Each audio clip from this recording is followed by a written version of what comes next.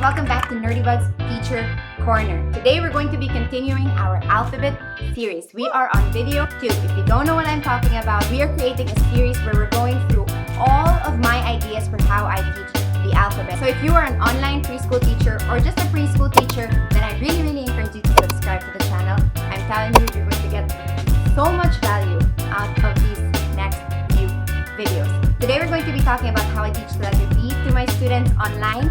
So if you are interested in that, keep on watching.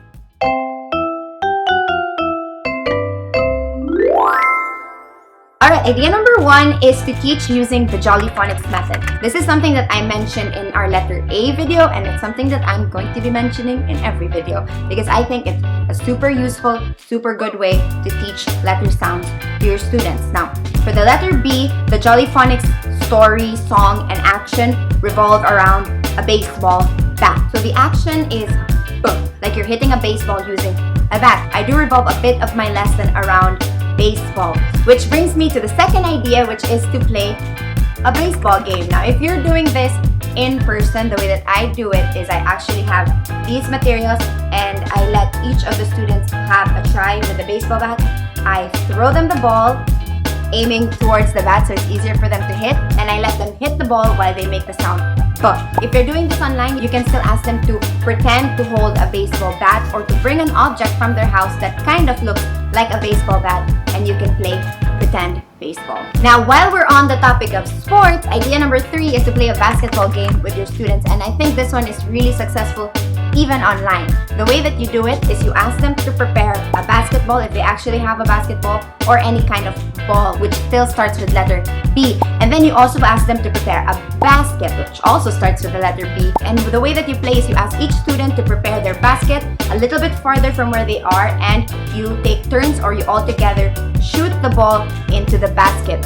If you want, you can create a point system where you're actually having a challenge to see who's the winner, or you can just do it more spontaneously where you just ask the students to throw the ball into the basket. And to challenge them a bit more, you can also ask them to move it further and further away. That's also a way to incorporate the lesson near and far into your lesson.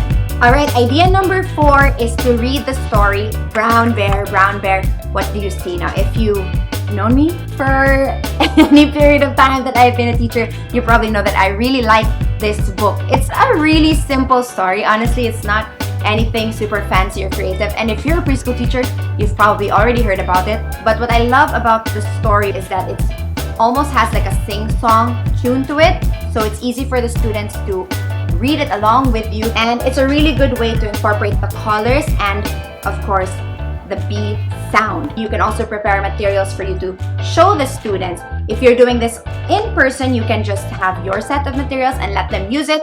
If you're using it online, you might want to consider sending them out a printable for them to prepare before the class. So that way, when you're reading the story, for example, if you show the duck, you can ask them, where's your yellow duck? Where's your red bird? And so on and so forth.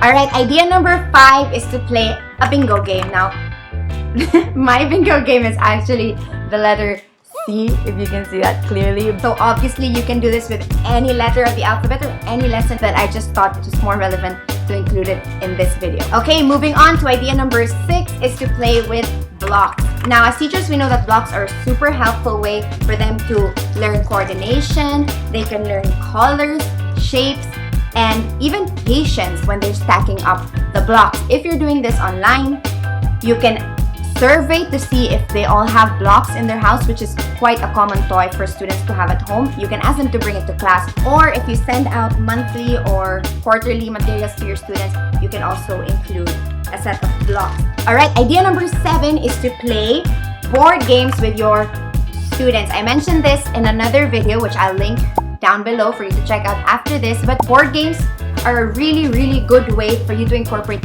any lesson. So you can really do anything as long as you put the emphasis on the fact that board game starts with the letter B. I'll link these board games down below just in case you want to check them out. Idea number 8 is to do a butterfly art activity with your students. I found this to be super fun when we were doing it in class, and it works just as well online. You ask them to paint their hands using their favorite colors, and then you ask them to stamp it so that it looks like a butterfly. Idea number 9 is to do a book-themed activity in your class. So when we were still face-to-face, we would usually make sure that book week was on the same week that we were teaching the letter B. So that was like a perfect way to incorporate books. But even if you're not doing a book week, you can still incorporate that into your lesson. Now, one way to do that is to teach taking care of your books. Another way is to ask them to wear their favorite book character costume or to bring their favorite book to class. Alright, those are my ideas for how you can teach the letter B, whether you're face-to-face or if you're online. I hope this was helpful to you. I hope you got a lot of ideas. If you did, you know what to do. I really encourage you to subscribe because we're still going to be posting more videos about the alphabet and how you can teach it online to your students. Alright, I hope you enjoyed. I hope you learned something new, and I'll see you in the next one. Bye!